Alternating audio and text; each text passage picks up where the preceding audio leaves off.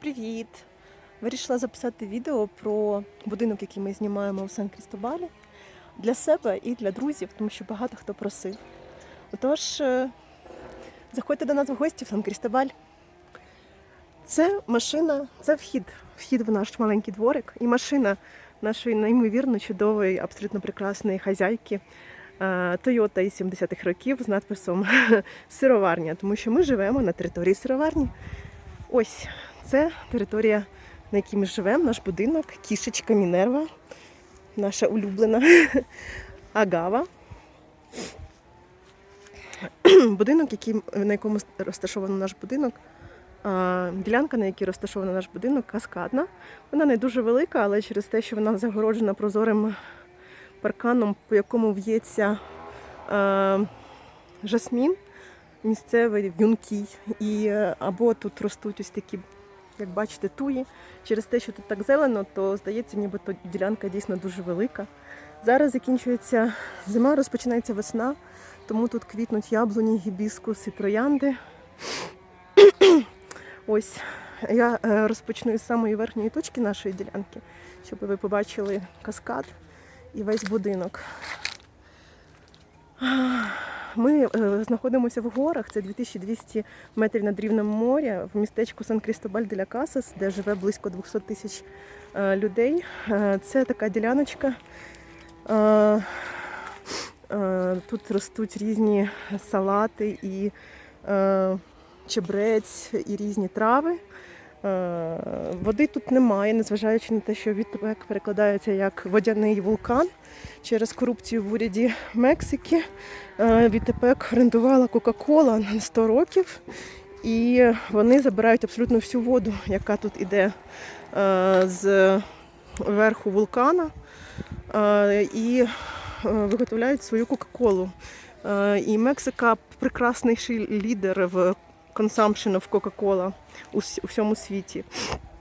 Через це воду доводиться купувати місцевому населенню. Тут немає ані під землею води, ані із джерел. Ось вода купується і зберігається в таких пластикових каністрах, і звідси роздається на полив, роздається на пиття. Це задній вхід в наш будинок, тут знаходиться сироварня. Туди ми не підемо, тому що зараз там працює наша хазяйка. Це будинок згори, криша, спальня. Нурія, наша собака. Да, Нурія? Нурія. Каскадний, чудовий, прекрасний шматочок землі, на якому ростуть різні трави і квіти, які скоро почнуть квітнути, тому що почнеться сезон дощів. Ось зарослі розмарина, ромашки, червоні квіточки, які приваблюють колібрі. Колібрі прилітають до нас кожного дня. Да, Нурія? Біла троянда, яка підтримується стовбуром старого дерева, який відрубали. Нурія, яка хоче, щоб її почесали животик. Рожеві троянди. Гібіскус. Пальма. Розподіл води для поливу і для собак. Фігове дерево, яке починає прокидатися після зими. Наша неймовірна тераса і бас працює. Чудові вазончики. Вид на наш прекрасний садочок з цього боку. Ліжко Нурії. Заходимо в наш будинок. Будинок зроблено із цеглинок, із ґрунту, який був викопаний тут же ж. Не пам'ятаю назву цих цеглинок. Будинок зроблений дуже дешево і дуже стильно. Мені дуже подобається, як він зроблений. Прозора стеля, накрита прозорим пластиком. Стеля в таких будинках робиться на балках. На балки кладеться бамбук. Бамбук заливається бетоном. Потім бамбук і балки прибираються і залишається ось така стеля. із таким чудовим рельєфом, який залишається від бамбука. Тут віконце. Це спальня. Тут дві спальні.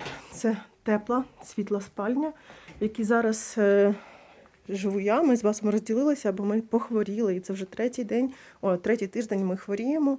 Спочатку був хворий Бас, я переїхала сюди, потім заразилась я. Зараз я сплю тут окремо, тому що всю ніч я кашляю. Дивлюся із цього ліжечка в це вікно і в це вікно на наш садок, на колібрі, які тут прилітають збирати нектар. Тут робочий стіл, за яким ми не працюємо, тому що ми працюємо на терасі.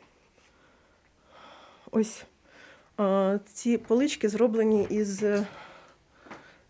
форм для виготовлення цеглинок із цього ґрунту. Ну, ви, напевно, якщо ви трошки цікавитесь екологічним будівництвом, ви, напевно, бачили, як це робиться. Ці цеглинки наповнюються ґрунтом в переміжку з травою. Формується така цеглинка, вона висихає, потім витягується із форми. Це верхній рівень, найтепліший, найсвітліший. Ось тут знаходиться зберігання. Тут великі такі підземні простори для зберігання різних стільчиків. Тут складені стільчики, різні кошики, купа всього. Ось тут вбудований диван, дуже класний, на якому кожного вечора ми з Басом разом тусимося і дивимося Netflix. Тут іще маленький диванчик. Тут, як бачите, стеля зроблена із бамбука, але не закрита бетоном, а закрита прозорим пластиком, через що тут дуже світло, і ми майже ніколи не вмикаємо світло до того, як сонце сяде. Тут кухня.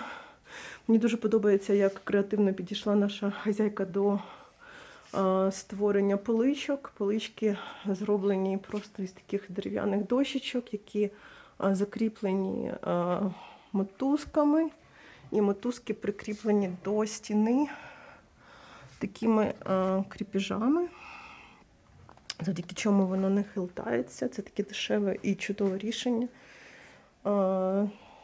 Звичайна відкрита кухня із цеглинок, зроблено простір для вбудованої плити. Ось плафони зроблені із лози або випалені в печі із кераміки. Тут великий воркшоп по кераміці знаходиться в центрі, там велика піч для випічки, і вони там випікають абсолютно все, що завгодно, починаючи від труб, закінчуючи раковинами. Ось тут залізна раковина, у ванні у нас раковина зроблена із кераміки. Тут, як бачите, такі декоративні каміни, які несуть винятково декоративну функцію, тому що вони нічого не нагрівають, все тепло відразу летить в трубу, але вони досить гарні. Якщо холодно, а взимку тут досить холодно, то ми користуємося такою буржуйкою, вона хоч трошки нагріває приміщення. Хоч нагрівати це приміщення безтолково, тому що тут взагалі відсутня ізоляція. В Мексиці через те, що тут, в принципі, немає холодних, дуже сильно холодних пір року, тут взагалі навіть немає порогів. Замість порогів тут роблять такі вуличні зміюшки, які кладуть на підлогу, щоб не було сквозняка. Тут взагалі відсутня ізоляція між дверима і стелею, наприклад, або там вікнами. Тут величезні щілини у вікнах, ось звідси видно.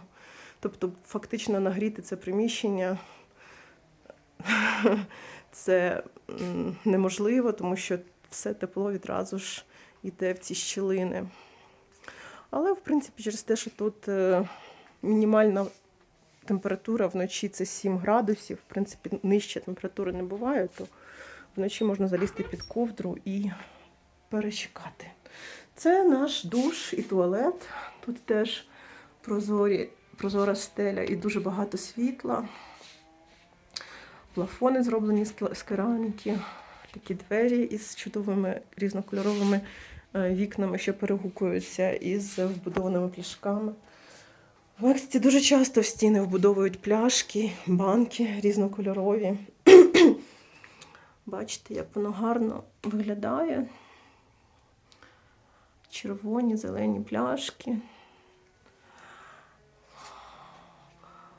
Випалені в місцевому воркшопі плафони. Із глини зроблений піддон для душа. Дуже дешева, абсолютно базова сантехніка, яка чудово працює, в принципі, дешево і дуже комфортно. Із вапняка зроблені полички.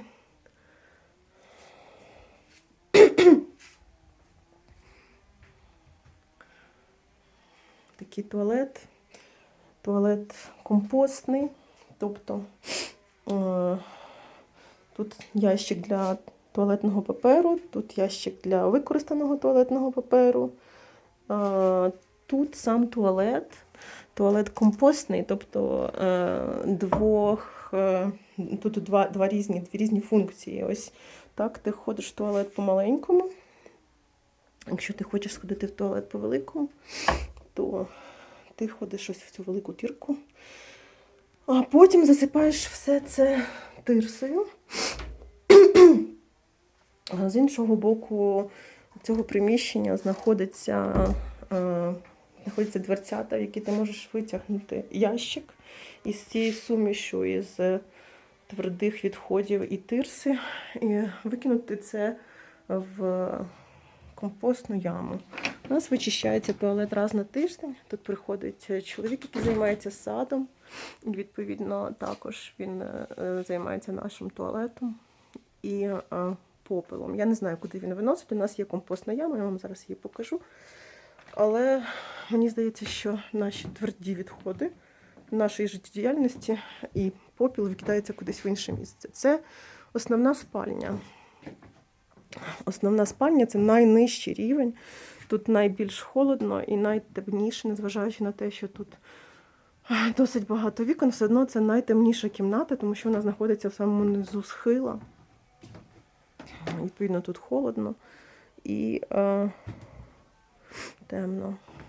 Тут знаходиться така невеличка гардеробна, теж зроблена з підручних матеріалів, досить дешево, але досить функціонально.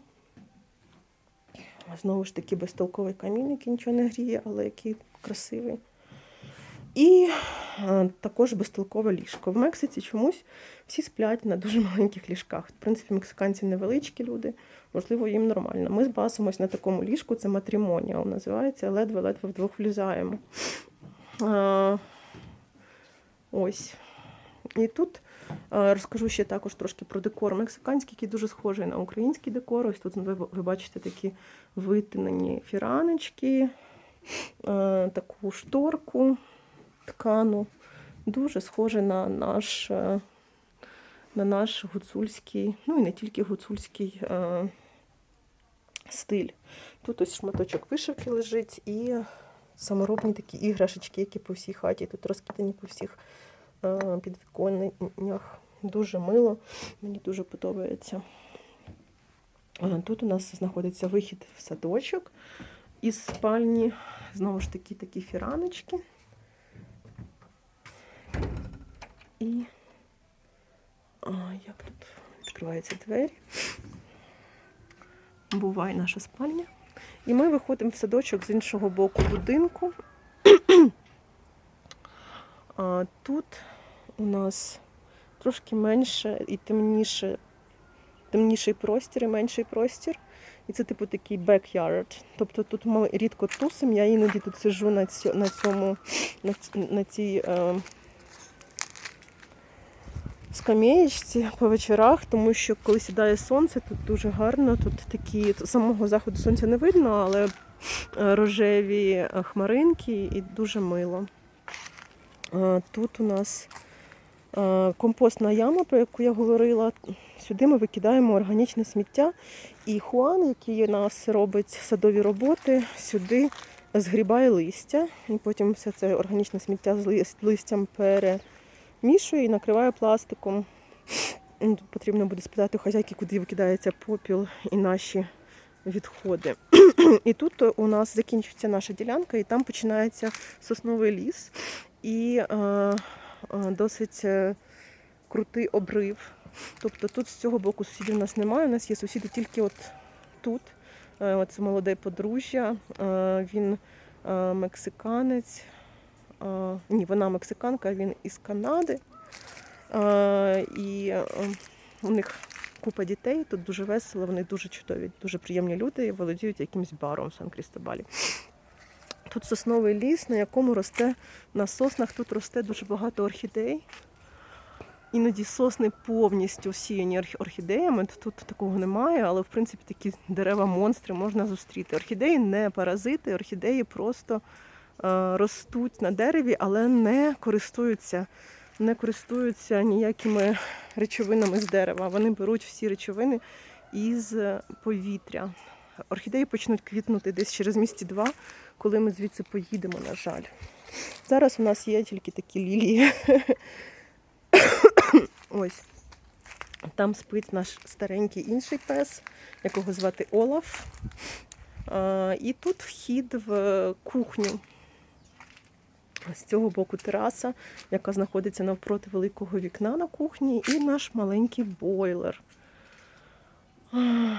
Ось тут, до речі, видно теж якісь шкарлупки із апельсин викинуті на купу. Ось тут зроблені такі flower beds між деревами. Я не знаю, чесно кажучи, навіщо вони нашій хазяйці. Можливо, вона тут щось сажала, тому що їх тут багато. Ось ще один flower bed.